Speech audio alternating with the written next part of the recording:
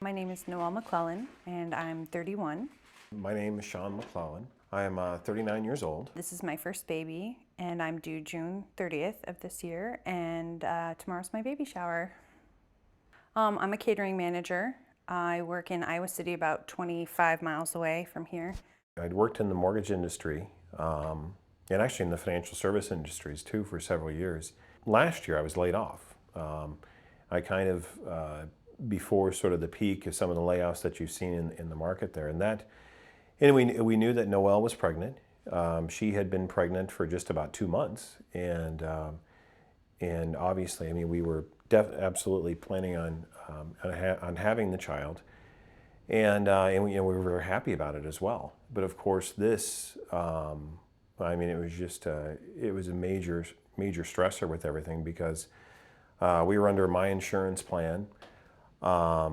And so based on my benefits were some of the plans and some of the things that we had decided on.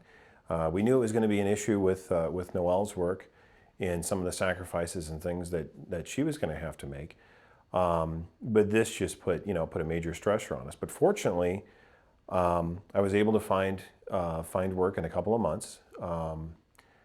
And the job's going great. In many ways, it was a blessing in disguise. However, I lost a lot of my benefits in that program, and so I actually just got back health insurance. I've been with the company long enough now to where I have health insurance. However, under the current framework of our legal system that it works, I'm not going to be eligible for FMLA, and I haven't earned any vacation time yet. It's kind of, I fully disclosed it to my employer when I was hired, but it's kind of one of those things. I'd let them know, but it's kind of one of those things that doesn't make you very marketable as a new employee when you're in the interview process and you say, oh yes, I'd like to have some time off when my child's born. After those 12 weeks, hopefully that I can be off, if we can afford it, then I'll go back 30 hours a week, which is, I usually work about 45 now. So, and they've taken my salary and broken it down into an hourly wage, basically, so that I'll be getting paid similar amounts for those hours, but just not the same amount of hours. I've been told that I need to stay close to my 30 hours a week, that they'll be looking at the budget for the month and for payroll and stuff, that they'll be looking at that and making sure that I'm working close to 30 hours. And I'm a little worried that my boss is going to be looking at my job performance and saying, like, you need to get more done during those 30 hours than what you're getting done. Because I do so much right now that I don't think he necessarily realizes everything that I do. I'm a little worried about that. I've also been told that I will retain my management status because I'm a manager right now, which is good, but that I will never be able to go back to my salaried full-time position. And they kind of threw that in at the end of the whole negotiation, like, we can pay you this and this will be great and you can retain your management status, and I actually get some benefit credits, which is really nice to kind of offset any insurance I have, which is good. And then they kind of like threw that in at the end. Hey, by the way, we don't know if that would be available to you again. I don't think that is something we would do again, to have you as a full-time management person. There's been a lot of stresses that we've had in the last 8 months. It's been very difficult, and then just having to negotiate my time on top of that.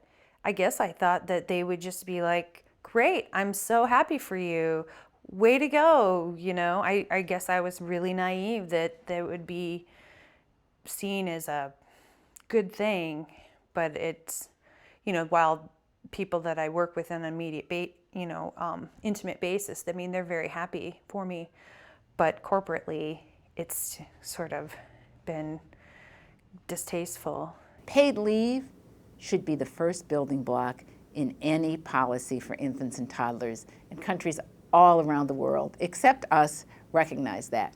We all cheered in 1993 when President Clinton signed a bill that guaranteed unpaid leave to parents who worked with employers that had 50 or more employees. That was a step.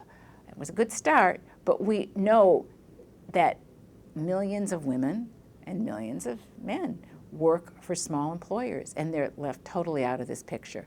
But we also know that very few families can afford to stay home for 3 months without having their income replaced.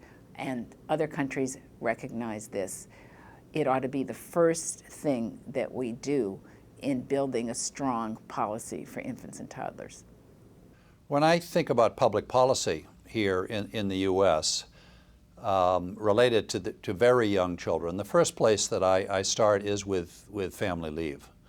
The families that really need parental leave are not going to be able to take it if there's no salary replacement for them. They can't afford to take the time off work to be at home with their infants, even though we know that the relations that are formed during the first 6 months of life are absolutely critical to the child's development later on. So parental leave would be where I would start.